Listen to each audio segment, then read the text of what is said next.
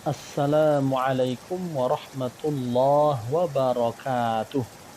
Alhamdulillah alladzi bi ni'matihi tatimmus shalihat.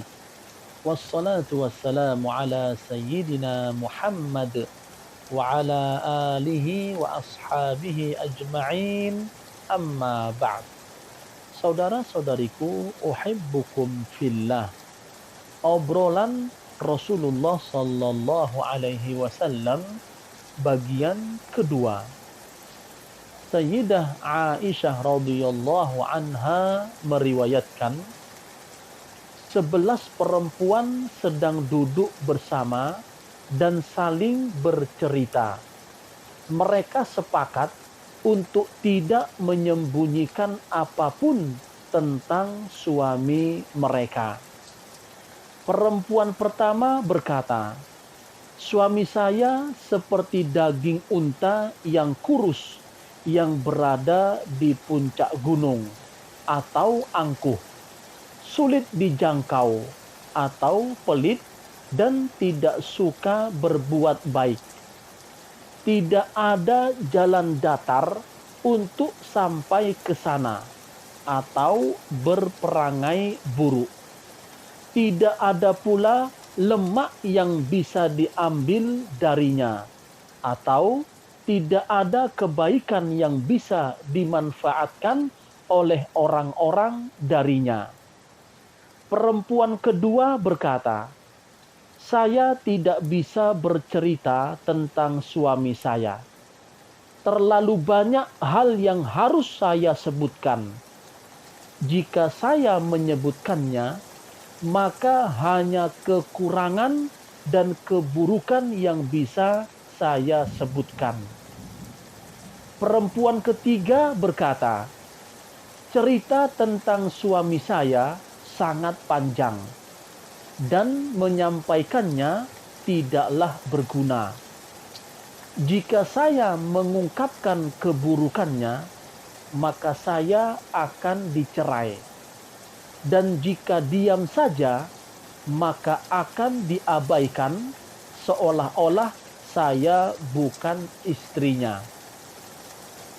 Perempuan keempat berkata, "Suami saya seperti suasana malam di Tihamah, dataran rendah di antara pantai dan gunung.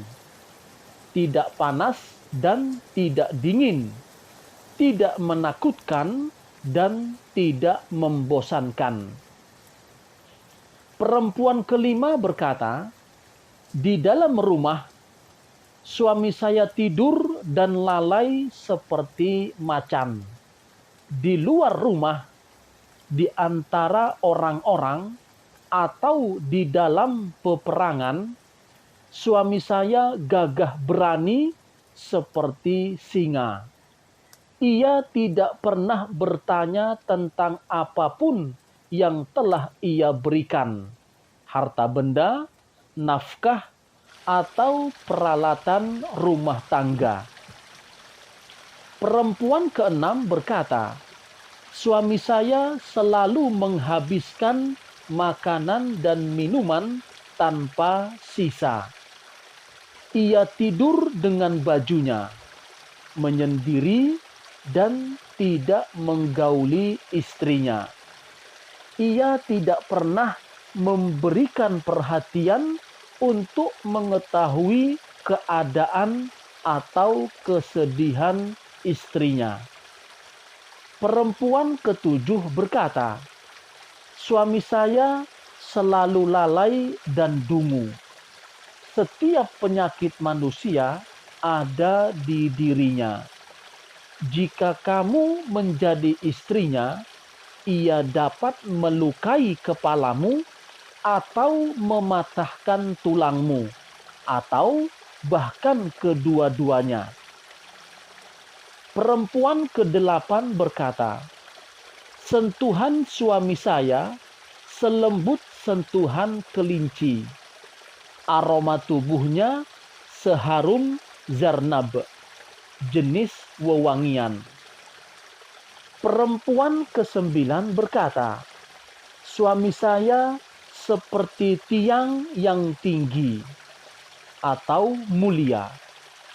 Banyak abu sisa memasak di rumahnya, atau didatangi oleh tamu dan menyuguhkan makanan kepada banyak tamu. Ia memiliki tali pedang yang panjang karena postur tubuhnya yang tinggi. Rumahnya pun berdekatan dengan tempat orang-orang berkumpul, yaitu selalu dikunjungi. Perempuan ke-10 berkata, "Suami saya adalah penguasa." Penguasa seperti apa? Penguasa yang lebih baik daripada apa yang bisa saya ceritakan.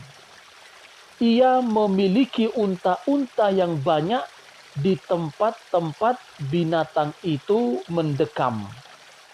Hanya sedikit unta-untanya yang dilepas untuk merumput.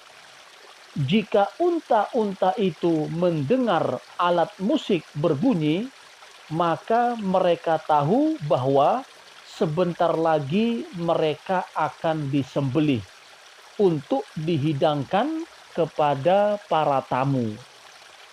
Perempuan ke-11 berkata, "Suami saya adalah Abu Zar'in.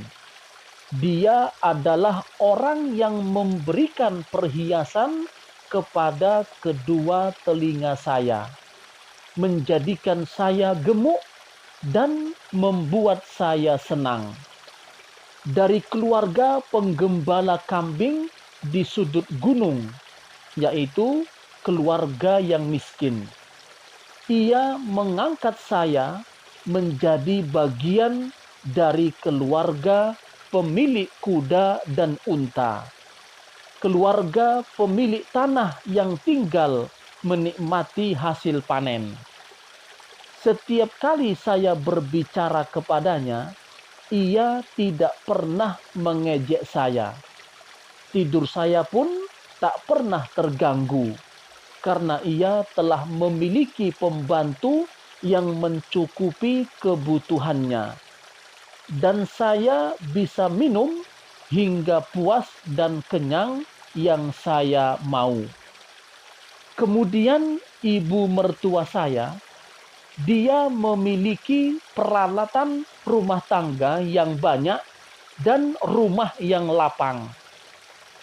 Lalu anak laki-laki kami, dia adalah anak laki-laki yang ramping, seperti tangkai kurma terjulur, dan akan merasa kenyang hanya dengan memakan sepotong kaki kambing atau porsi makannya sedikit. Kemudian anak perempuan kami, dia adalah anak perempuan yang selalu mematuhi kedua orang tuanya. Tubuhnya padat berisi, serta selalu membuat iri teman-temannya karena keelokan wajah dan keluhuran budi pekertinya. Lalu pelayan rumah kami, dia adalah pelayan yang pandai menyimpan rahasia, yang pandai menjaga amanah, yang tidak pernah membiarkan rumah kami kotor dan tidak terurus. Suatu hari, Abu Zar'in, suamiku, keluar rumah. Waktu itu adalah masa ketika susu diproduksi menjadi mentega. Dia bertemu dengan seorang janda yang memiliki 2 anak.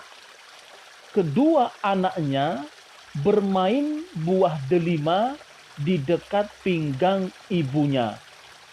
Karena jatuh cinta dengan janda itu, lalu Abu Zar'in menceraikanku dan pergi menikahinya.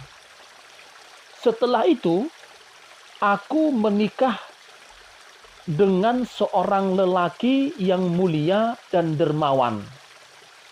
Binatang tunggangannya adalah seekor kuda yang kuat dan tak kenal lelah. Ia memiliki tombak yang dibuat di Khab, sebuah daerah pesisir di antara Oman dan Bahrain. Saya diajak olehnya untuk melihat binatang ternaknya yang banyak. Lalu ia memberi saya sepasang dari setiap binatang itu.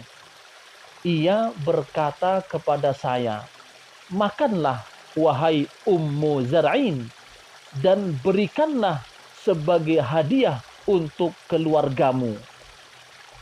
Jika saya gabungkan segala sesuatu yang pernah dia berikan, maka semua itu tidak akan berarti apa-apa dibandingkan dengan bejana paling kecil yang dimiliki oleh Abu Zar'in, mantan suamiku. Lalu Sayyidah Aisyah berkata, kemudian Rasulullah Sallallahu Alaihi Wasallam berkata kepadaku, "Aku bagimu sama seperti Abu Zar'in bagi Ummu Zar'in." Hadis riwayat At-Tirmidzi, Al-Bukhari, dan Muslim. Wassalamualaikum warahmatullahi wabarakatuh.